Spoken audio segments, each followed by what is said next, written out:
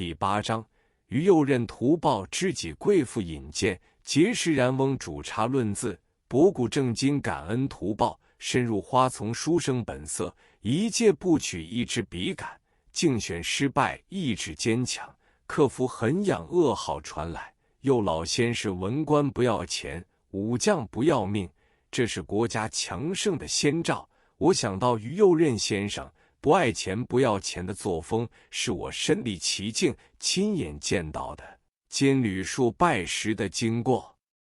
民国18年1929，为了反对汪精卫，楚民意一派人物拟议废止中医药，全国中医药界在上海开会，推我等5人进京请愿，到南京遍谒政要。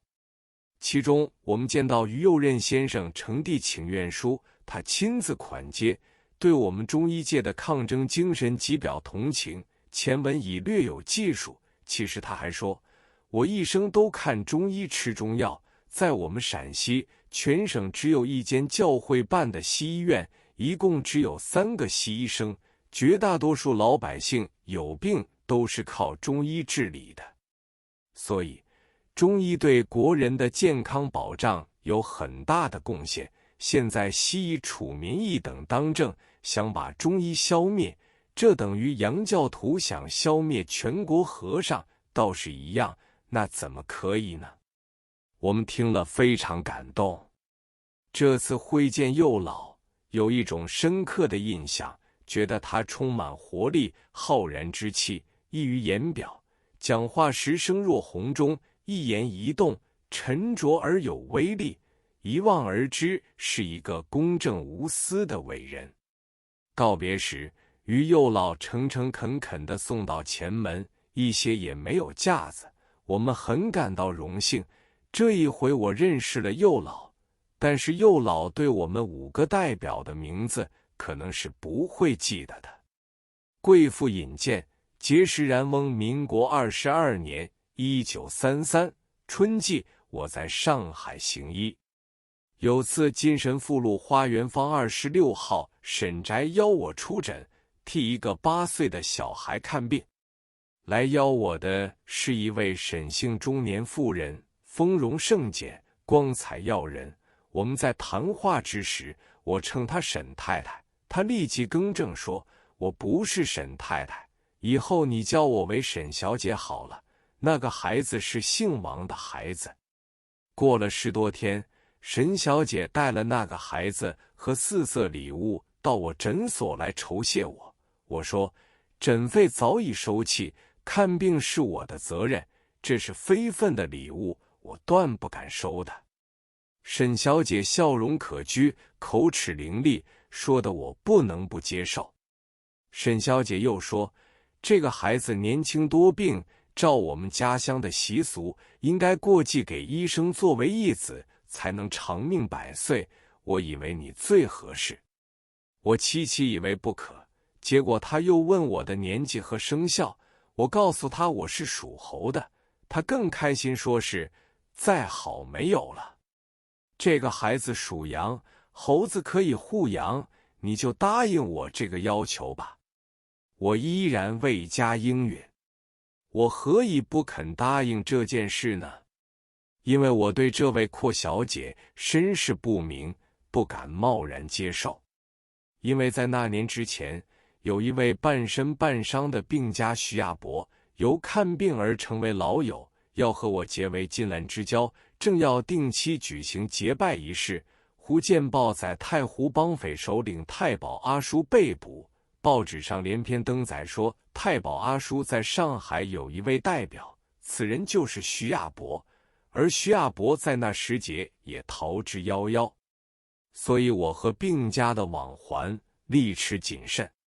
是年10月，一天晚上8点钟，我正在家中宴客，沈小姐翩然而来，宴经4座，我太太也出而招待。沈小姐告诉我说，有一个紧要的病人要我即刻出诊。我说，晚上不出诊，何况嘉宾满座，怎能离开？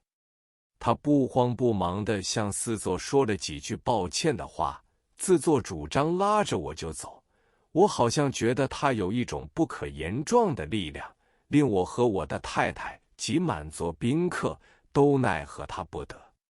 我跟着他又到金神附路花园坊，直达他的闺房，进入2楼，看看床上的病人，恰巧已睡着了。他要我略微等一下，我乘机环顾四周，看他房里的陈设正合绣房2字，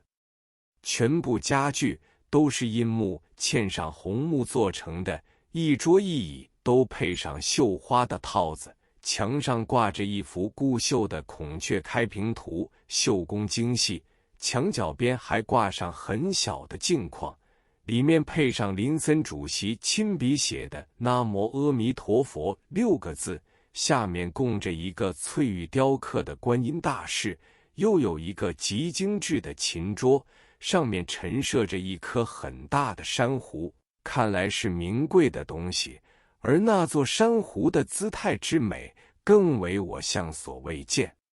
我心里正在呐喊，想不出他究竟是何方神圣，又不成太太，他的身世真是难以测知。不过家中的一切陈设绝非普通人家。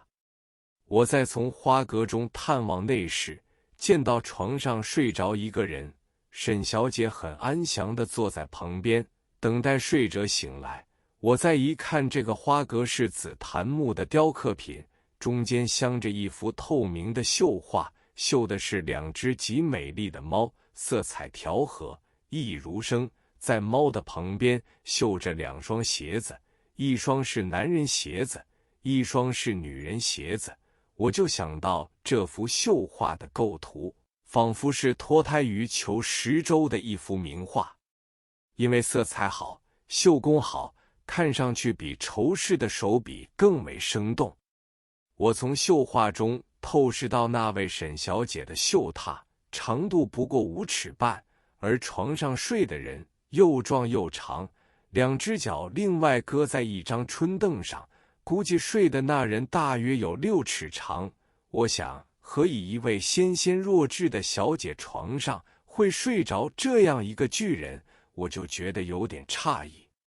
再看那睡者伸出的双足，并未穿袜子，足趾比寻常人的足趾有些异样，一般人总是大指最高，渐成斜形，而小指一定很小，唯有这位睡在床上的人，大指并不高，几乎和其他4指平齐。这种足趾，只有常穿芒鞋的和尚或者长着草鞋的农人才有这般形态。